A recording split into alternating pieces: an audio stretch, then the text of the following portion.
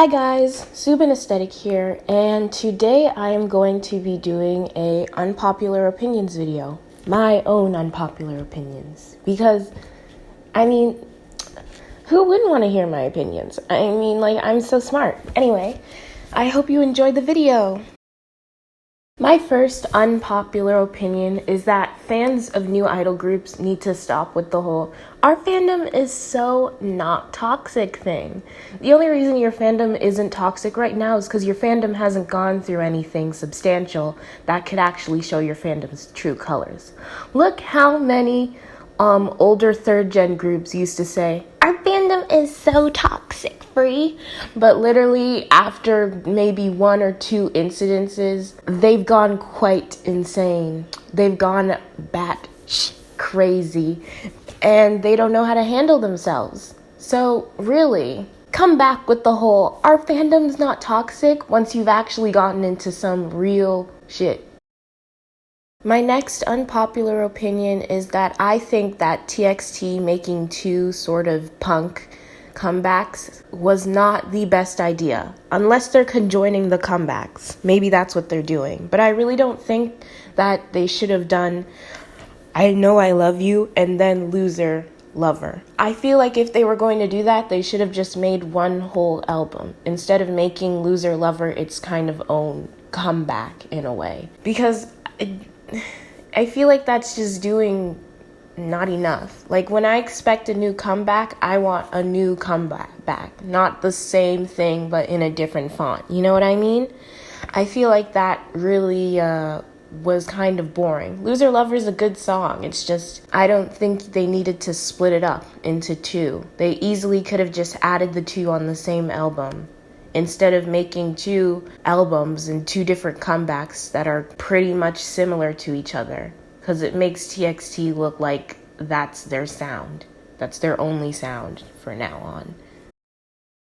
Listen, I don't like to compare two group songs, but I feel like this should be something to be compared to, since both of these songs came out from groups that I find on the same level of, popularity and just kind of where the group is at on a musical level. So I'm just gonna say it. "We Go" by Promise 9 was better than "Dun Dun Dance" by Oh My Girl.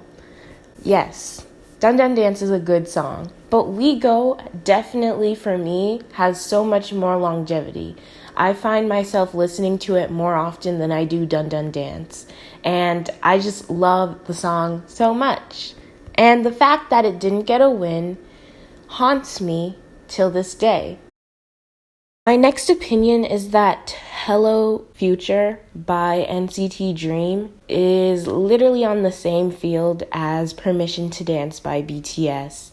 I find the instrumental and just the mixing of the vocals very obnoxious. And also, while the music video can be cute, I find the oversaturation very tacky looking.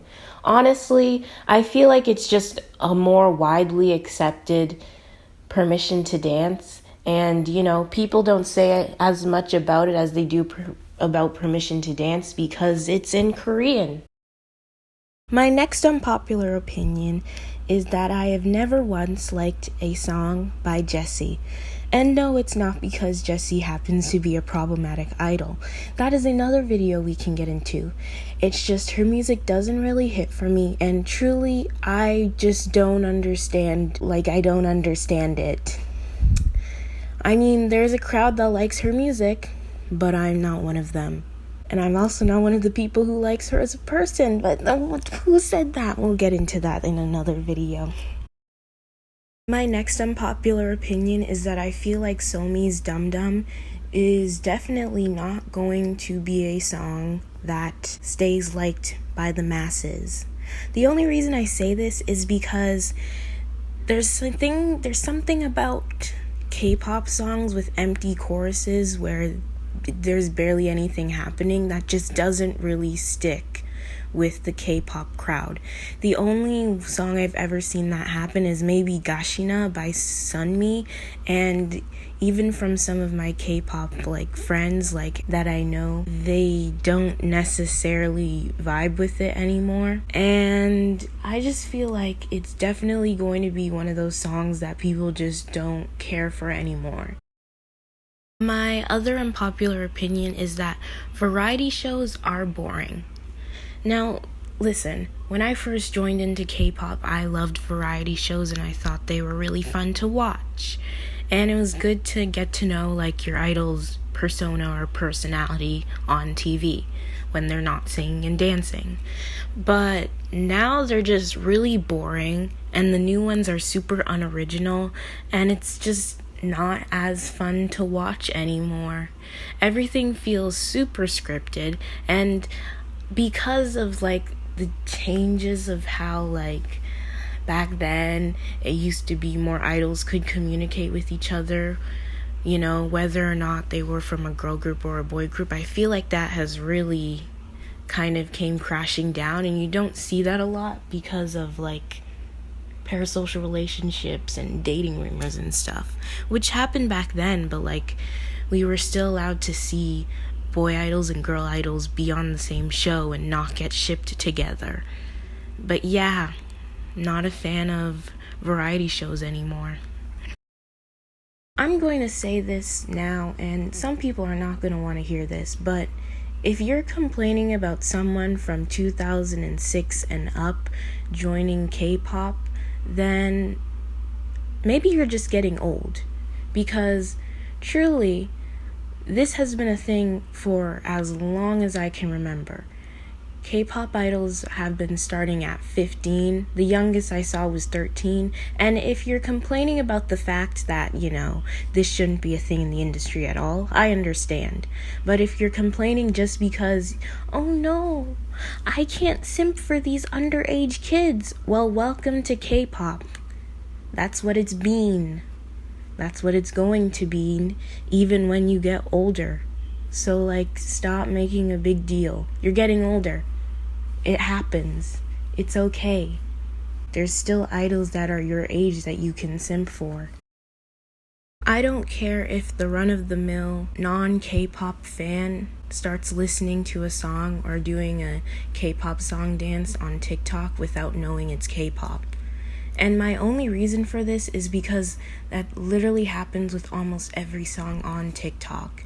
People don't know it, it gets popular, and then people start streaming it unironically because they actually like the song. It happens to every single song on TikTok, so I don't really care. Either way, I find it more funny than insulting that people are shaking their hips to anti-romantic. I don't see it as something offensive, but more as just well, that dance was made to be a joke, but they actually took it seriously. I feel like people are kind of making a big deal about that, and they should kind of chill out because it's not as serious as they think it is. Thank you for watching this video. Like, subscribe, comment if you want to. It would be appreciated, but it's not a necessity. And also, follow my social media. That is also not a requirement, but it would be nice, And stay sunny.